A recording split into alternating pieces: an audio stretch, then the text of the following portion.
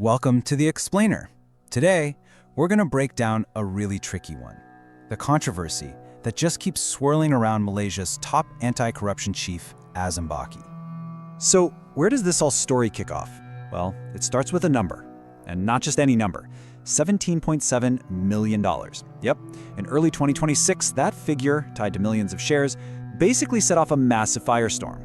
And the person right in the middle of it, the one guy who's supposed to be leading the fight against corruption? And really, this whole thing boils down to a pretty simple question, right?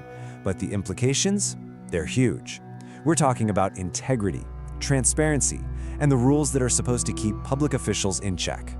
Okay, so let's dive in and unpack what really went down. All right, first up, let's look at what happened recently, the events that dragged this whole thing back into the headlines. The whole thing blew up again because of a report from Bloomberg, a huge international news outlet.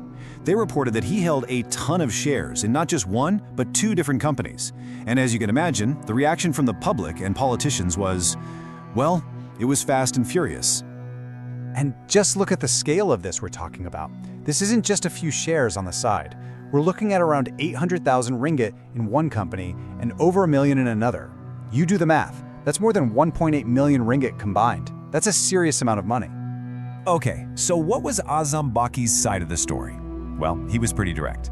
He said, yes, I bought those shares in 2025, but he was also quick to add that he sold them all within a year. He insisted he did everything by the book, declared it all through the government's official system, and even told the top civil servant, the KSN, where he got the money for the purchase.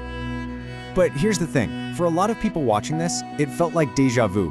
Because as it turns out, this wasn't the first time we've heard about Azam Baki and large stock holdings. Yeah, the first round of this whole saga kicked off back in 2021, thanks to an investigative journalist. Her reporting led to Azam Baki actually suing her for defamation. But in a pretty interesting turn, he dropped that lawsuit in 2024, right before it was set to go to a full trial. And when you lay it all out like this, side by side, you start to see a pattern, don't you? The years are different, the company names are different, but the central issue, it's exactly the same. You've got a top government official with huge shareholdings, and it just naturally raises questions about where the money came from and whether it creates a conflict of interest. And the public reaction the first time around, it was huge. I mean, people were actually out on the streets protesting, calling for him to be fired. And these weren't small protests either. You had major political figures there, including, get this, Anwar Ibrahim. The same Anwar Ibrahim who would, in a wild twist, go on to become prime minister.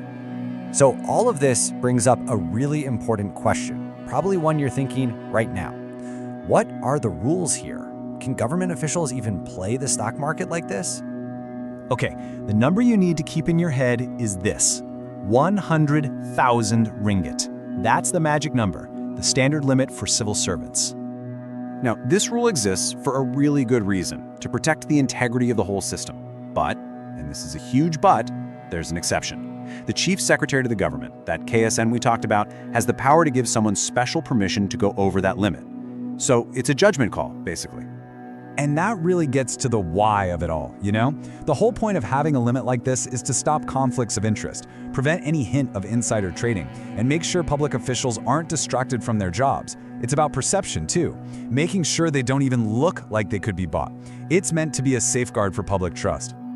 Okay, so just when you thought this couldn't get any more tangled, the 2026 controversy brings another big name into the picture. And this is where we get into this whole web of political and business connections. This new person, Farhash Wafa Salvador, is a well-known corporate guy who used to be a political aide to Anwar Ibrahim. The connection that critics are pointing to, it all comes back to one company that we've already heard about, XL Force.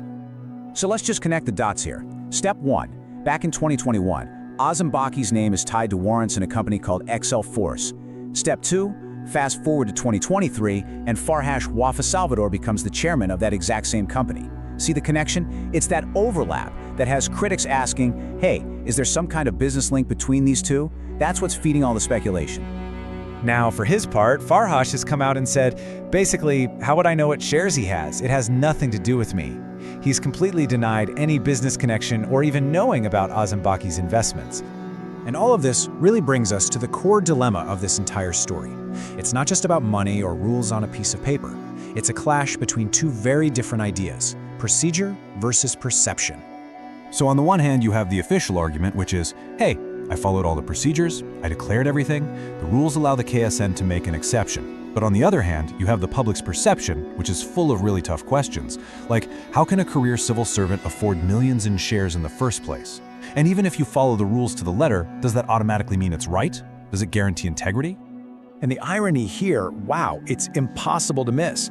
The man who is literally in charge of fighting corruption for the entire country is now at the center of a huge controversy that makes people question the integrity of the whole system. And that, of course, puts the government, which campaigned on an anti-corruption platform, in a really, really awkward spot. So at the end of the day, this whole thing is way bigger than just one person's stock portfolio. It's really about what we as a public expect from our institutions and the people who lead them. And it leaves us with this massive question to think about.